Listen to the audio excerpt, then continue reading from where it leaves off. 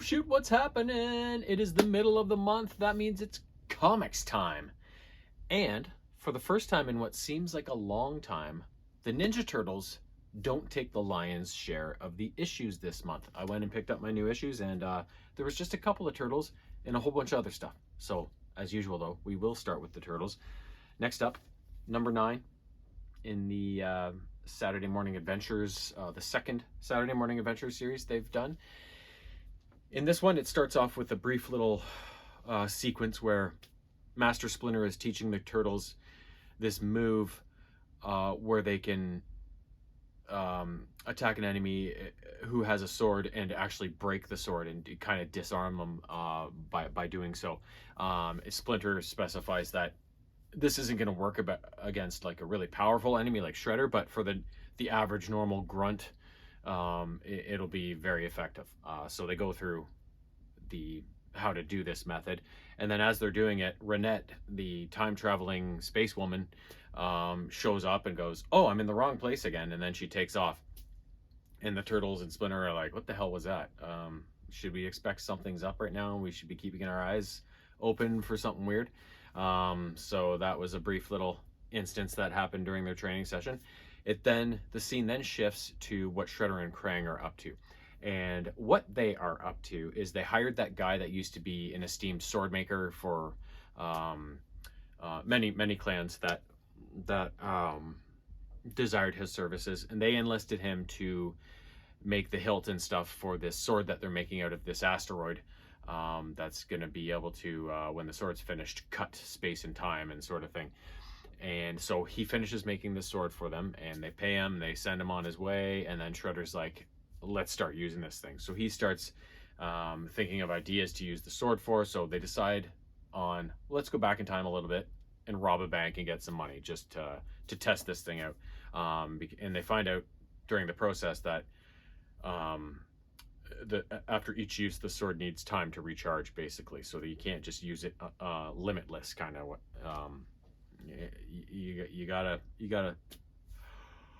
space out your sessions, I guess, that you want to use this sword. So they go back in time, they're robbing a bank, but the turtles hear the commotion, and the turtles come and stop them.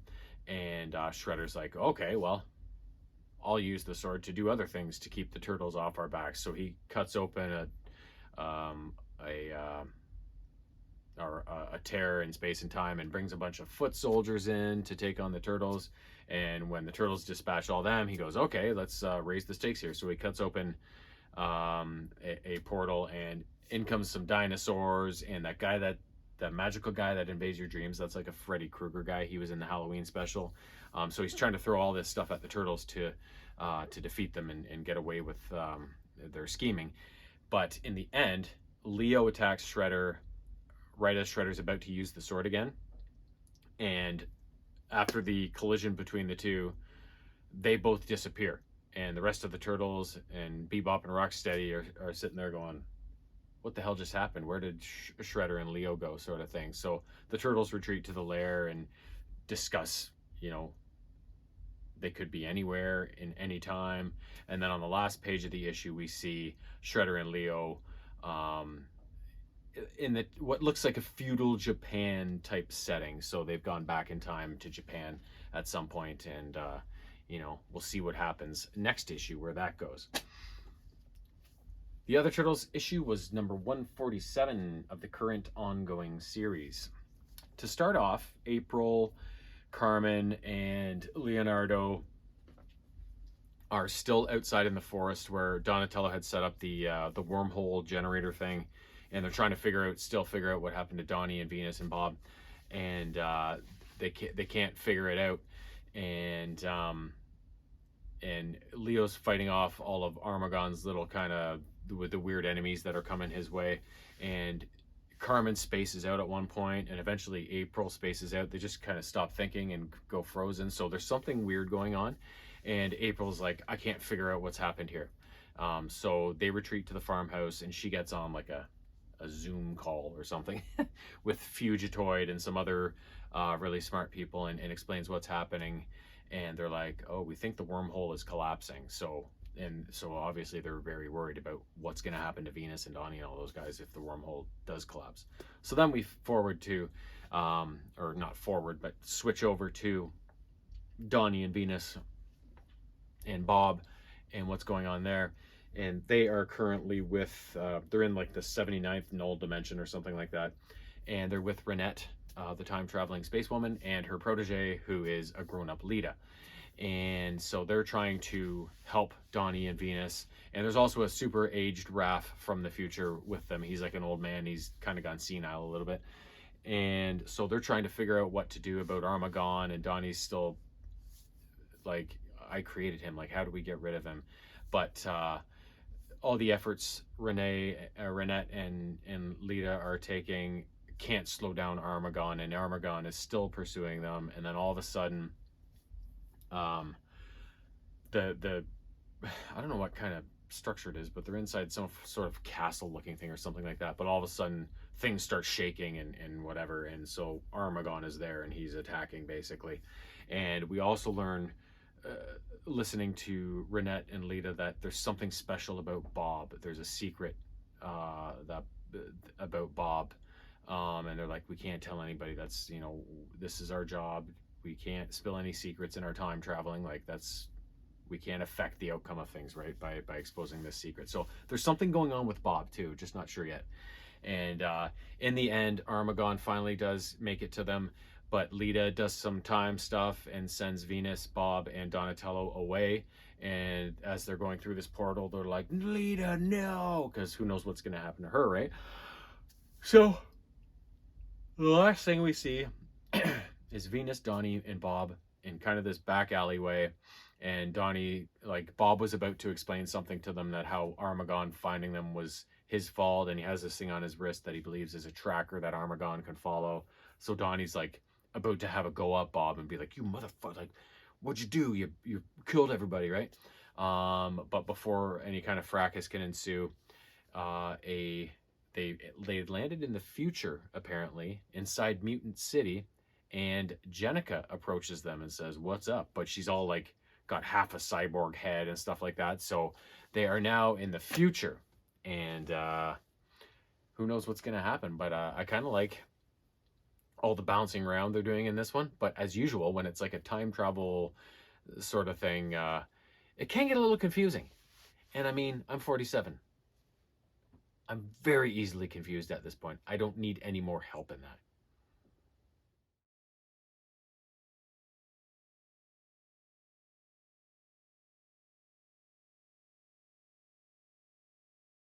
Okay, so for Transformers, there's just one issue this month, and it is number 4 of the new series from Image. At the start of this issue, Optimus Prime is rushing Spike to the hospital after Spike's dad and all of his buddies in the last issue were shooting at all the Transformers, not realizing there was this distinction between good and bad Transformers because of their own ignorance.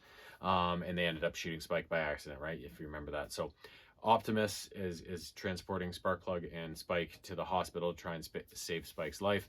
And but Starscream is pursuing Optimus Prime and making his life an absolute hell. But Cliffjumper shows up and helps, distract Starscream from Optimus. And eventually they do make it to the hospital. They get Spike inside. The doctors start working on him. But Starscream is still being a pain in the ass. Laserbeak and Soundwave also show up. So they start taking it to the hospital. And so they knock out all the power to the hospital. So they're having a really hard time working on Spike, right, with everything that's going on.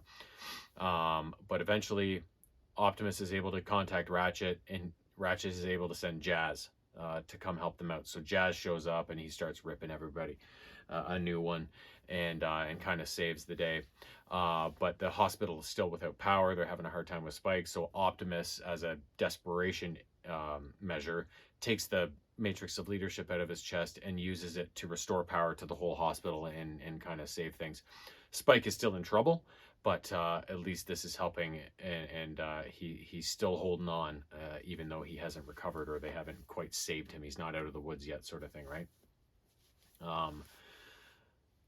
So yeah, as the Autobots drove away, the Decepticons in this attack, Starscream goes back to with Soundwave, and he's like, "We need more troops. Like, we can't do this, but we can't um, fix Teletran 1, so he can't activate more of our troops and whatever." So, well, how about Skywarp is really damaged from his efforts recently. Let's just cannibalize him and rip him apart. So that's kind of the solution.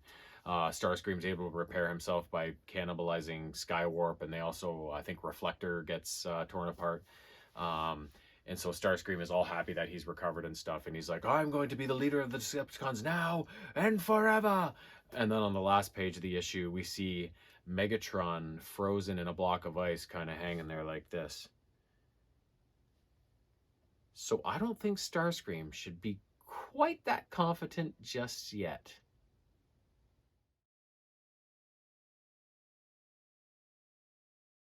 Last up, as usual, G.I. Joe. We got 4 issues. So G.I. Joe was the big haul this month, and that's good because it was silent for a while, right? So first up, the second issue of the Duke subline. In this one, Duke, after being on the lam at the end of the first issue, where he is branded a wacko and he's trying to get the truth of this giant transforming plane he saw, he ends up going to visit an old friend from the Joes, Clutch, who owns kind of a scrapyard, junkyard sort of thing. And Clutch is like, "Duke, buddy, like, what's happened? And like, can't you talk to Hawk about this?" And Duke's like, "No, Hawk doesn't believe me, blah blah blah." He's like, "I gotta do it on my own. Like, I gotta figure out what's going on my own. I can't bring anybody else I love into this because it's just too crazy."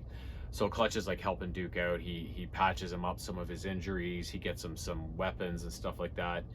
But before long, the 2 Joes that Hawk put on the case of finding Duke at the end of the first issue show up at Clutch's junkyard. The first guy does, Rock and Roll, and he starts shooting the place apart, and Duke and Clutch are like, "For fuck!" So they escape in a vamp, and Rock and Roll gives pursuit, and is kind of, Duke figures like, Rock and Roll's not, he doesn't miss like this, he's hurting us somewhere, and he's hurting them right into a trap where Stalker is on the other end, and Stalker blows out one of their wheels that crash, and Rock and Roll and Stalker are able to take both of them prisoner, and they take them to the pit, which in this storyline, the pit was decommissioned in the 1980s and apparently not used anymore, but they do still use it, and they keep prisoners there. So Duke and Clutch are thrown into cells, and they're like, "What the hell are we doing here? What's gonna happen?" And they're like, "Just trust the system. Trust the system. You'll be fine." And they're like, "What the fuck? Like, what are we gonna do now?" And as they're sitting there in their cells after first arriving, they hear somebody from a neighboring cell say, "Maybe if we work together, we can get all of us out of here." And the person in this cell is none other than the Baroness. So that's cool. I'd love to see Duke and Clutch work together with the Baroness. There's always a bit of tension with the Baroness and some of the Joes sometimes, right? Like, she wasn't all that bad, and she was hot too. So whatever. I'm just going on there. I'm just going on and on. Next up, first issue of a Cobra Commander subline. Oh, Cobra Commander's the shit. So this starts off with a brief sequence of current day in looks like a mountainous, snowy region, like in the American Midwest sort of thing, like by the Rockies or whatever. And we see this small bar in the middle of nowhere, in the middle of the snowy landscape, and Cobra Commander walks in his get up and is looking for a vehicle. And so they're like, blah blah blah. The people are like, "Who is this weirdo?" But one guy in particular is kind of making fun of Cobra Commander's lisp and whatever. And so this guy leaves the bar not long afterwards, and Cobra Commander follows him out and slices and dices him up, and then steals his vehicle. Which his vehicle is like, it's really cool. It's like a car, but it's on tank treads, and it's like mostly black with some red stripes, so it looks kind of like a Hiss tank in a way. Like, it looks very Cobra-ish with their normal kind of black and red color scheme, right? But then it flashes back to before, and it looks like an underwater type weird city, kind of like the Gungans in episode 1 of Star Wars, but not quite. And this is Cobra Law, the land of Cobra Law, and we see some sort of rebellion going on, and there's fighting going on, and then it shows somebody saying, we need to make sure these insurgents don't get in here, we need to protect our research. And then we see this body being operated on, and there's snakes involved, and it's some really weird shit. And eventually we see this guy recovering afterwards, and it's Cobra Commander, and he talks to the leader of Cobra Law, Globulus, and he says, you know, I rescued you from death in the top side and brought you here to to get you back to health and become one of us, and I know you're behind the riots that happened, whatever, so I brought you back to health just so I could destroy you, sort of thing. But then Cobra Commander kind of explains his actions and his plans for the future and says the things Globulus wants to hear, and Globulus is like, okay, you can live and you can go about your secret mission. So Cobra Commander's like, I need to return topside, I need to take care of some business there before we, you know, get on with the plan I have in mind. So then we see Cobra Commander later topside, and he walks into this facility, and guess who's hanging there against the wall, all broken down and shit? Megatron.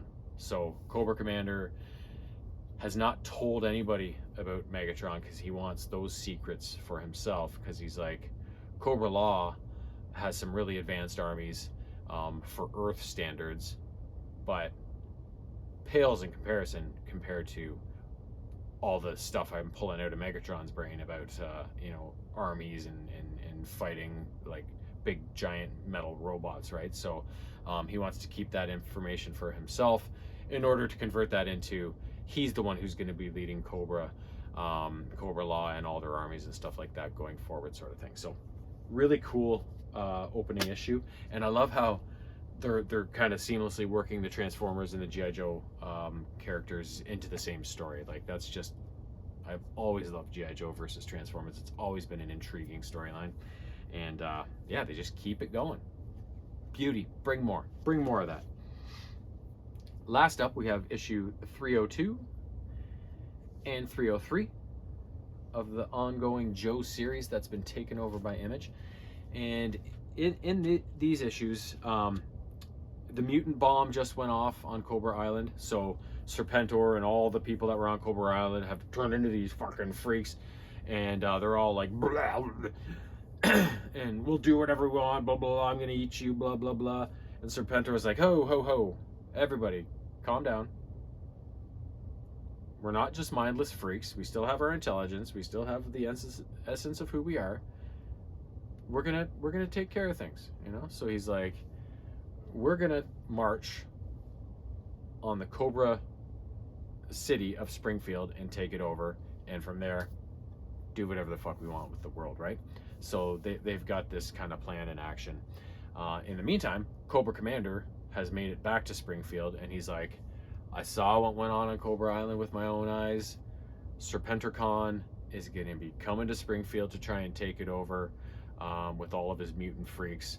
And so we're recalling every force we have from all the outlying outposts and bringing them all back to Springfield to hunker down and provide as much opposition to this invading force that's going to be coming kind of as possible.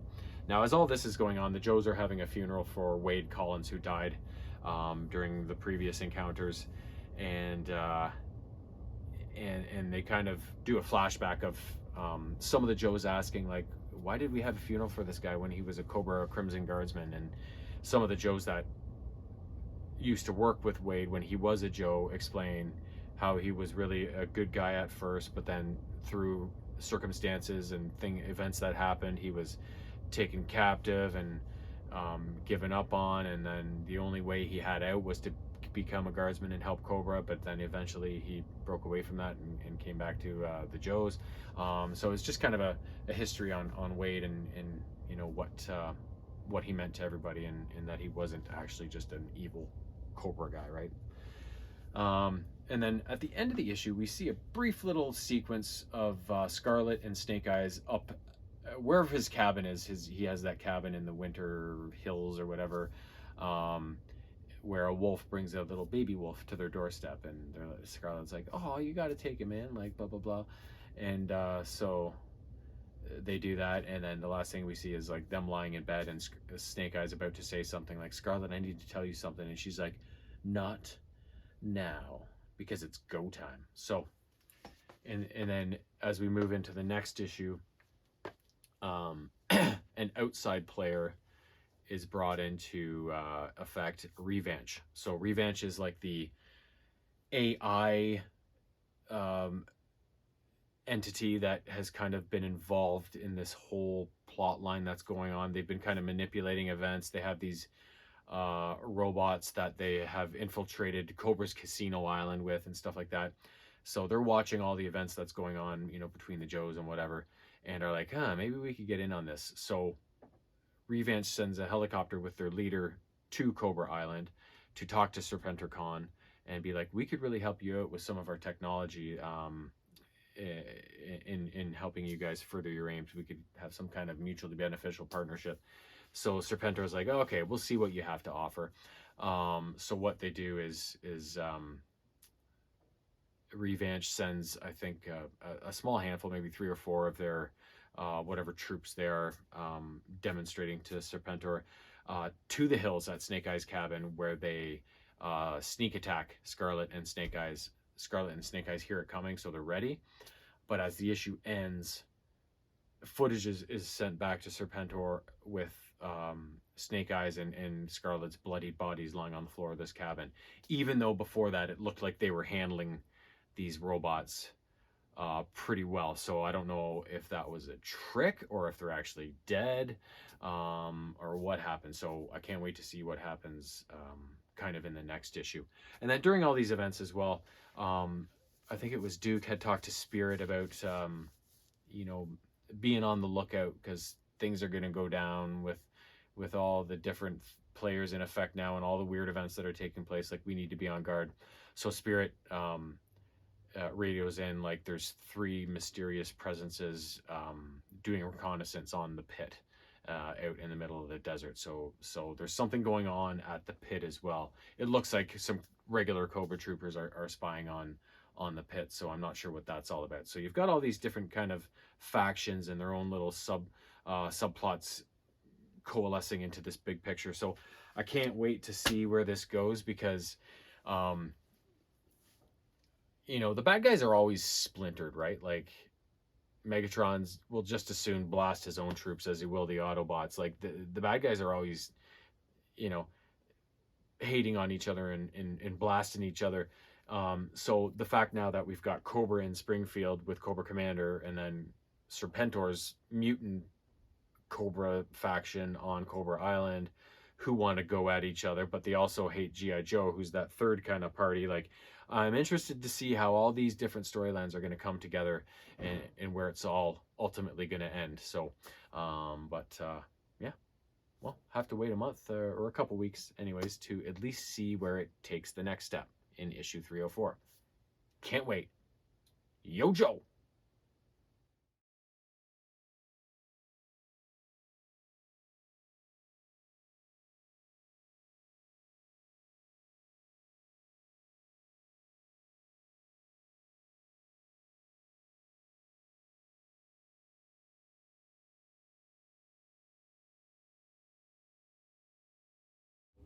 Meow.